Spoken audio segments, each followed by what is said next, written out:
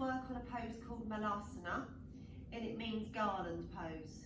So it's quite a challenging pose on the hips and on the back, but it's a nice pose once you get into the pose. It can be quite a quietening pose because the head is forward. But we're going to break it down and just do it in stages so we can see how far and what sort of actions we can make along the way. So I've got an arrangement here that I've got. If you've got blocks or books, you can take 2 blocks like this way, down, and then the third one is on top, which may need to be higher if you need more support under the bottom, but you won't know that till we try. So this is the arrangement I've got here. I've got one ready that I'm sitting on because I want to first of all just show you the leg work forwards, and then I'm going to go sideways so you can see me side how the body should resemble a little bit sideways. Okay, so we're going to start by stretching the legs out, sitting on your whatever you're going to sit on, your support. So sitting up nice and tall, just taking the hands down by the side of you. Again, getting that lift through the chest, rolling the shoulders back and down, and just being in that nice upward action. You know, spine lifting, inward lift you have to have here.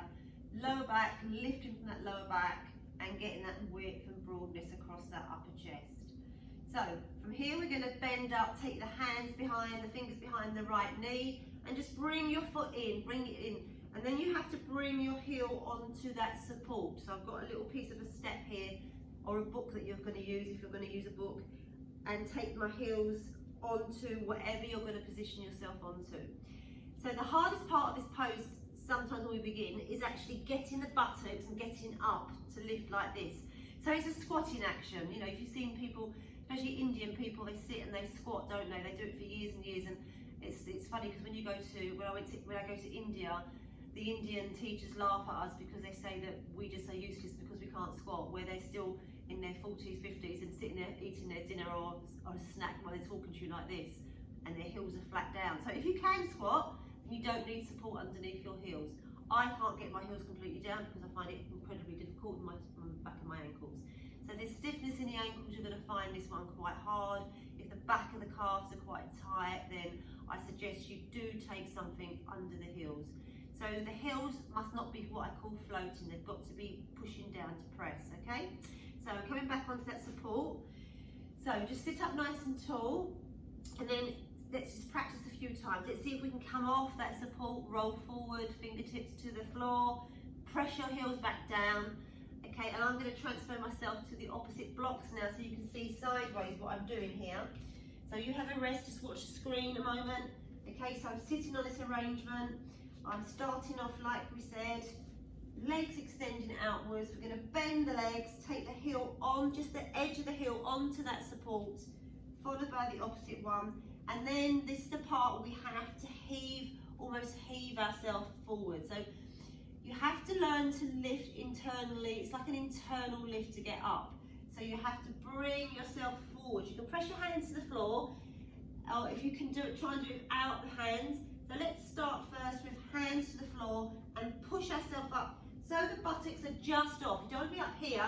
It's not a high action of the buttocks. It's not what I call a hovering. You're just hovering above that block or that support you've got there. Try to keep the legs together if you can, and then draw up. So again, it's that toothpaste, where if you can imagine you're squeezing a tube of toothpaste upwards. It's that upward action. Imagine something that's going to be very hot or sharp if you take your buttocks back down. So press your heels and keep those buttocks lifting. You'll feel quite a lot of work in the thighs.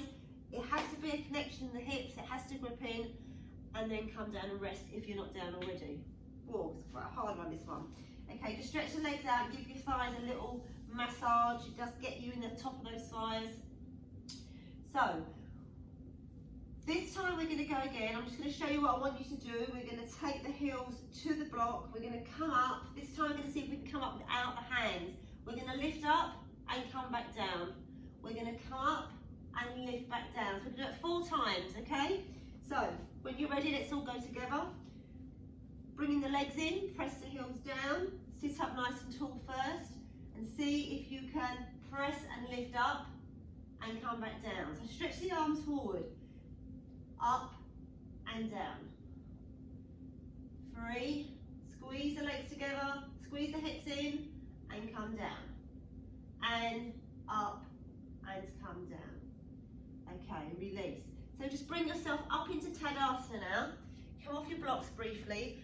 So just take your feet apart, and I want you to feel that you're lifting up through the legs, so you get that nice upward action, but you don't want the hips just to be what I call splaying out.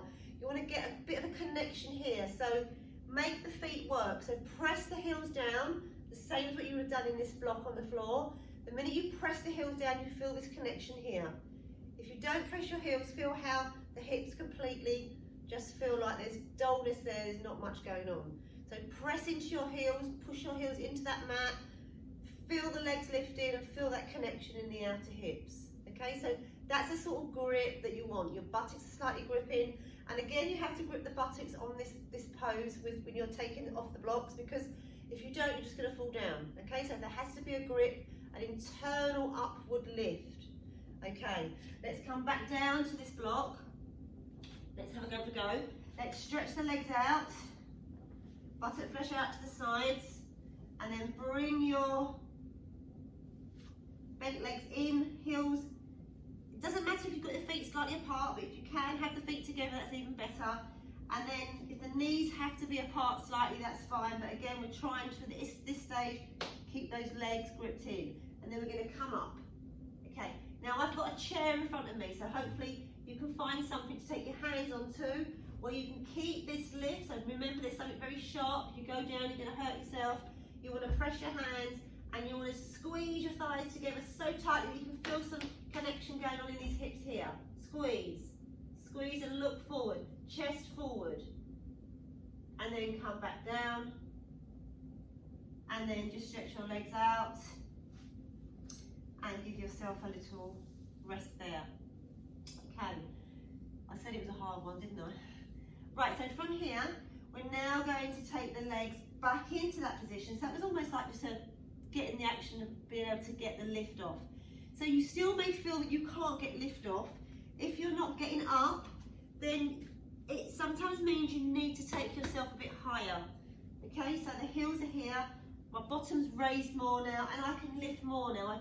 I've got the action to come forward more and be here like this, okay? So if you feel you need a bit more support, you're not getting that lift, take another block. Right, so I'll remove that one from me. Now, this next one we're going to move on to doing now is you're going to come up, but then you're going to let your legs go wide. So you're going to take the legs apart. Now, when you take the legs apart, the big toes sometimes want to lift away from the floor. The feet want to roll out like that.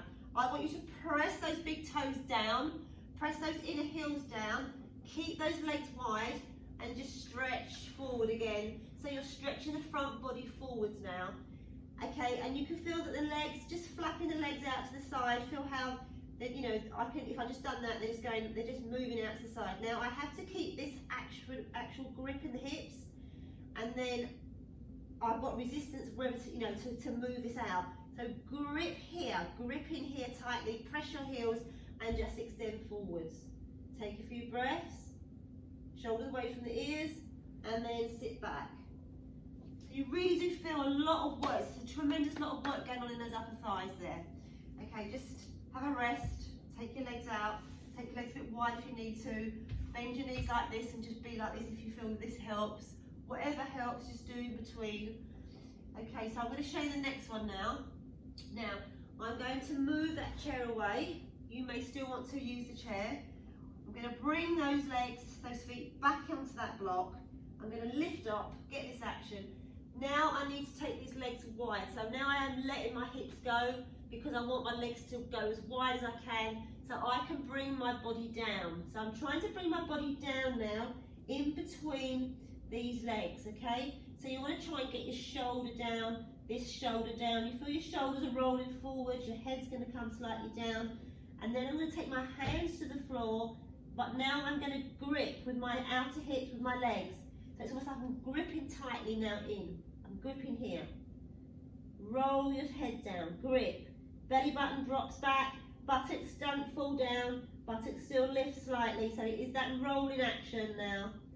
Okay, so grip, press the heels, squeeze the buttocks, squeeze the thighs, and release and come back up and rest.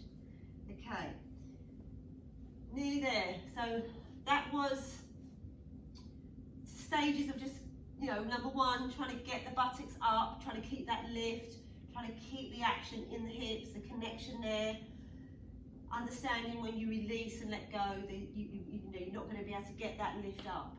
Number two was where we try to take the legs wide and bring the body down, so then everything has to come down, which in itself is hard to get that body down when there's tightness in the back, tightness in the hip sockets, you know, all around this area. So you want to feel you're moving and bringing yourself down from the lumbar. You know, you're coming down, you're rolling down. It's quite a nice rolling action. You're letting the shoulders fall. Normally I'm telling you to take the shoulders away from the ears, but now I'm letting you come down with those shoulders. Okay, so last one is where we're going to try and clasp the ankles. So we're going to start off by this nice action in Dandasana. We're going to bend those legs to bring the heels. So may see that it's not too much of your foot on those blocks, it's just the heels. And then you're going to, it doesn't matter now about keeping those legs, it's going to take them apart anyway. Just get yourself up off that block and then look to your toes, toes extend forwards, heels press down, and let your legs come out. So palms together, so from the front, I'll show you from the front, palms. Now we're just doing this action now, we're just letting those legs go, and we're going to take the palms together, we're going to roll down, and we're going to push with the arms into those legs, but now we're going to grip those legs into those arms.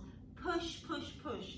Press the toes down, the big toes down, press the heels down, and then just look forward, lengthen your chest and chin forward briefly.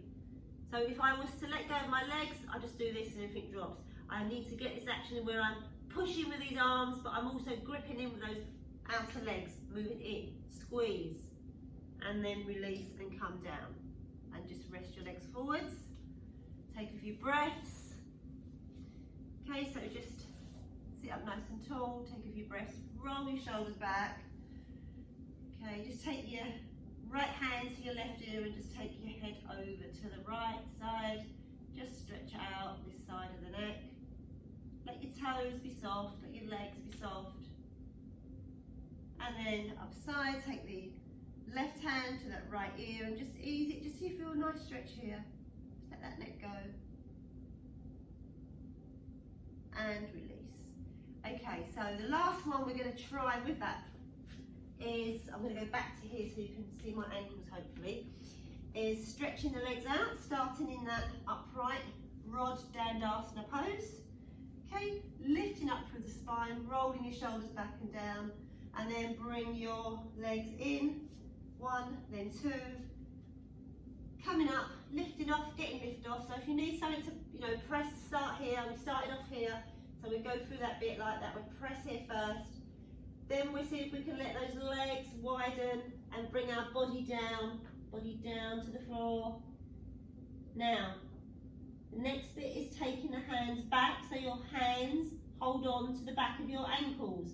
So you have to get your shoulder down. So it's a nice idea to roll to one side, take that arm back, take hold of that ankle, then sort of turn to the right leg slightly, away from the right leg, and take hold of that left ankle.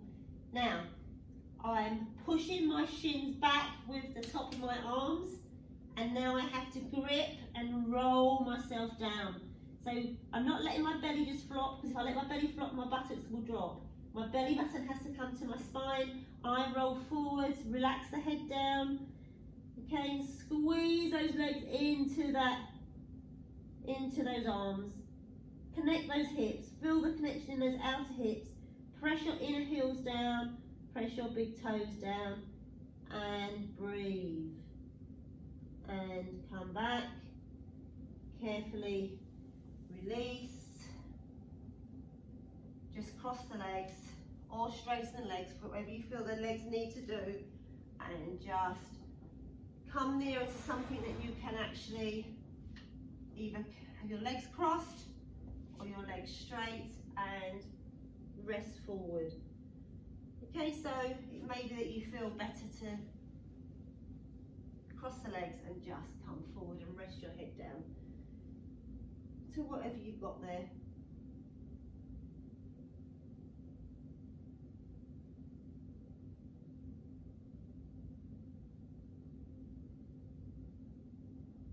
and up you come when you feel you recovered, and release. So, Malasana, challenging pose, but you know, use what you need. Make sure the heels are down.